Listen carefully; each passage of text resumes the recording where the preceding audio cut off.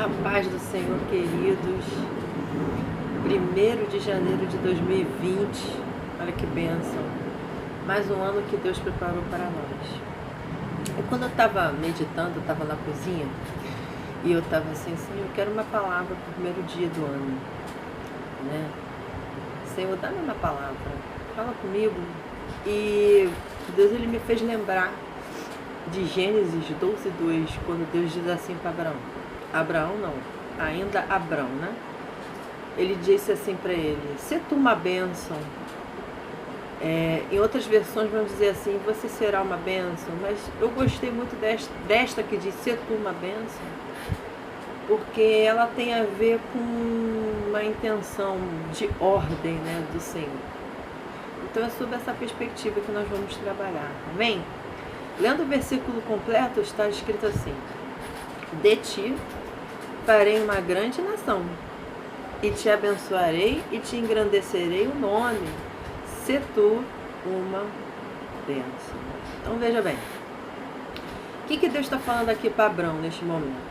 Abrão estava num momento crucial, onde ele tem um encontro com Deus, onde Deus começa a instruir a ele acerca do que ele deveria de fazer.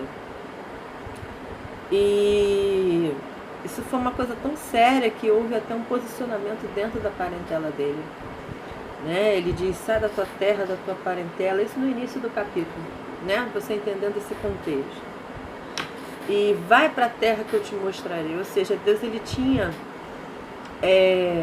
grandes mudanças na vida de Abraão. Todo mundo que sai de um ano e começa o outro, né? As pessoas dizem assim, não, que hajam realizações, que as promessas se cumpram, que nesse ano que entra de 2020, que seja diferente, que Deus venha realmente realizar aquilo que Ele prometeu.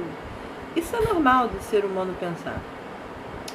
Mas eu creio que quando Deus me fez lembrar essa passagem, Ele também está nos falando, através do Espírito Santo, o seguinte, olha, todo mundo quer um ano novo, todo mundo quer viver o novo de Deus, porém existem coisas que para que isso aconteça, Deus, ele vai pedir de você.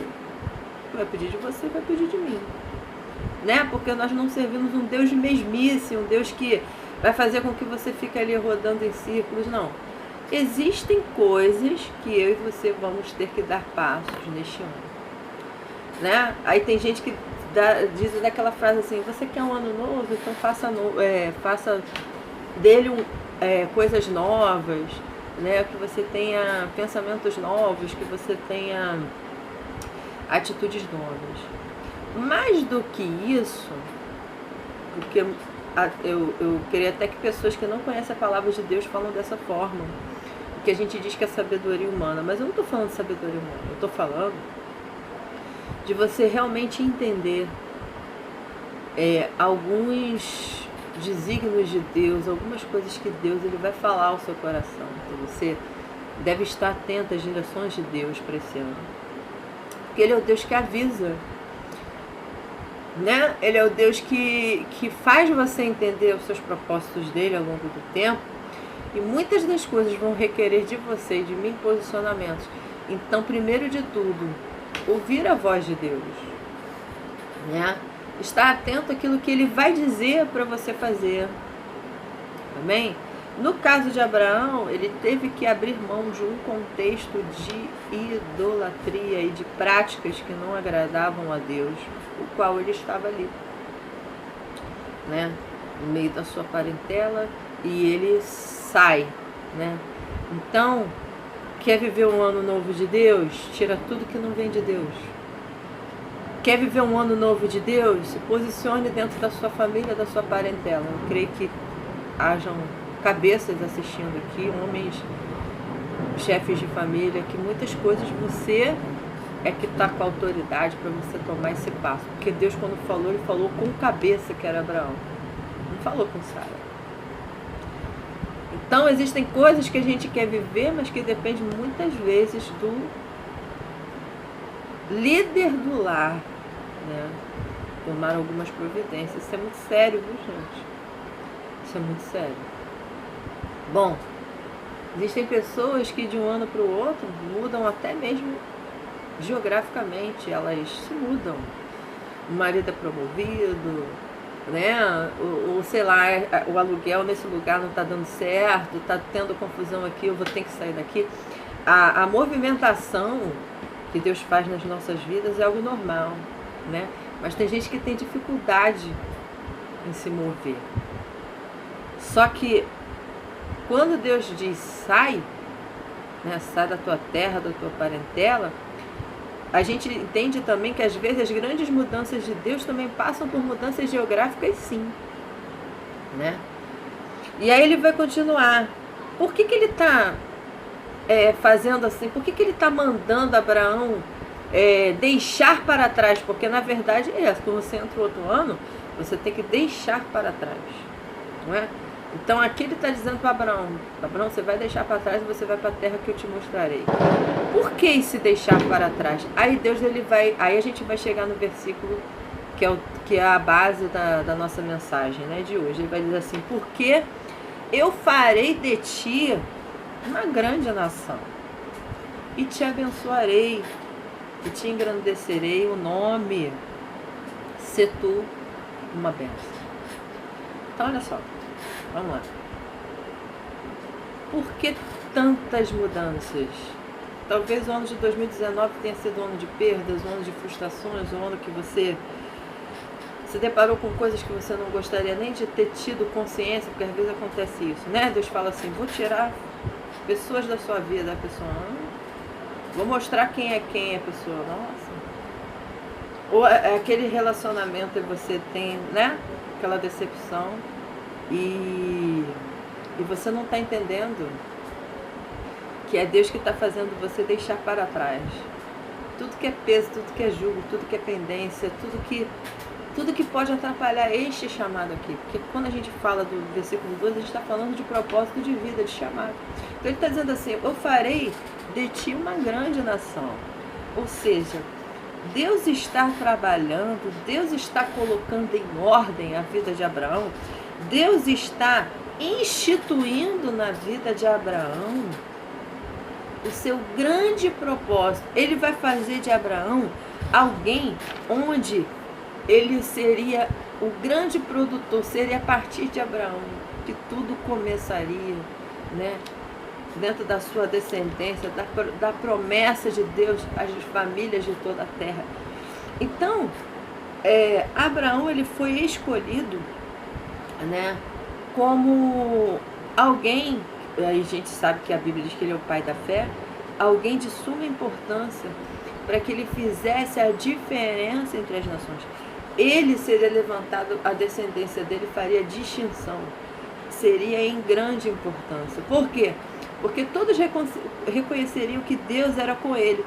E aí ele diz assim: eu te abençoarei e te engrandecerei. Ou seja, eu vou te tornar grande, poderoso, importante. Eu vou promover o teu nome, eu vou realizar coisas grandes através de você. É que essa bênção é só para Abraão? Claro que não. Claro que não, né? Então ele está falando assim: por que tanto investimento? Por que tantas perdas? Né? Por que tantas renúncias? Por que eu deixar para trás? Porque eu tenho grandes propósitos, né? Propósitos esses que são importantes na terra. Eu conto com você para realizar grandes coisas através de você. E aí ele vai dizer assim: se tu uma bênção. Aí olha só o que significa bênção. Bênção é presente. Bênção também significa louvor de Deus. Olha isso. O que Deus está falando para nós nesse ano de 2020? Seja você fonte de bênção, seja você um presente de Deus na vida das pessoas. A maioria das pessoas entra o ano requerendo as promessas, requerendo o que não foi feito em 2019. Não, você vai entrar no ano de 2020 num outro patamar, você vai subir de nível. Você vai ter um compromisso com Deus de ser presente na vida das pessoas. E aí é interessante que Deus me fez lembrar de alguns personagens, como por exemplo Mordecai, que naquele contexto da Babilônia ele foi um presente, ele foi uma bênção na vida do rei Assuero. Por quê? porque ele estava na porta justamente no momento onde ele escuta uma conspiração contra o rei, e ele faz isso chegar até o rei, o rei Assuero tem livramento, né? Então podemos ser bênção na vida dos outros, como? Sendo instrumentos de livramento.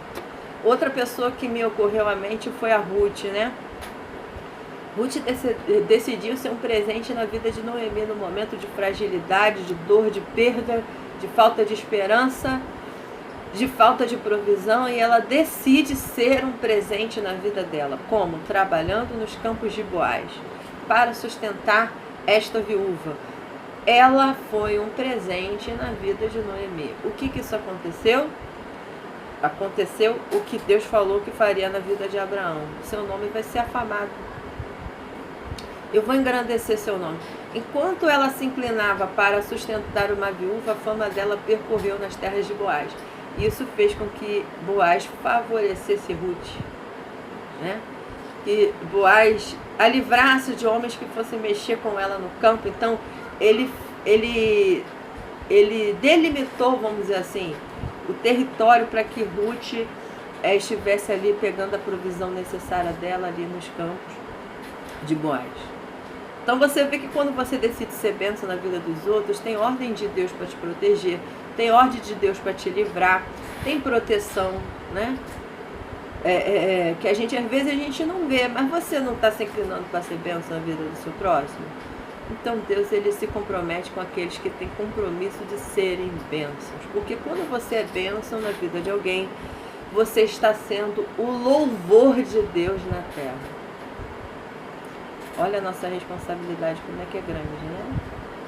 Então, se eu posso resumir, essa mensagem de hoje é: se tu uma bênção. Ah, mas não merece. Se tu uma bênção. Ah, mas fez isso, fiquei sabendo daquilo. Se tu uma bênção. Sabe por quê? Porque isso é uma escolha e isso é um posicionamento de caráter. O outro pode puxar o tapete, pode caluniar, pode fazer o que ele quiser fazer contra você. Eu vou continuar sendo bênção. Por quê? Porque é assim que Deus manda eu ser. Seja você uma bênção, a despeito das adversidades, a despeito do dia mal, a despeito, né, daqueles que se levantam contra você, infelizmente, né? Que você venha continuar decidindo ser uma bênção, porque você vai continuar decidindo se distinguir entre aquilo que o cerca. Você vai fazer a diferença em qualquer lugar que você esteja. Você não vai se comprometer com aquilo que você está vendo, mas você vai se comprometer com aquilo que Deus disse para você ser. Amém? Um grande abraço a todos. Tenham um lindo 2020 abençoado e que vocês venham também colher bênçãos, porque quem é bênção, colhe bênção. Amém? Deus te abençoe.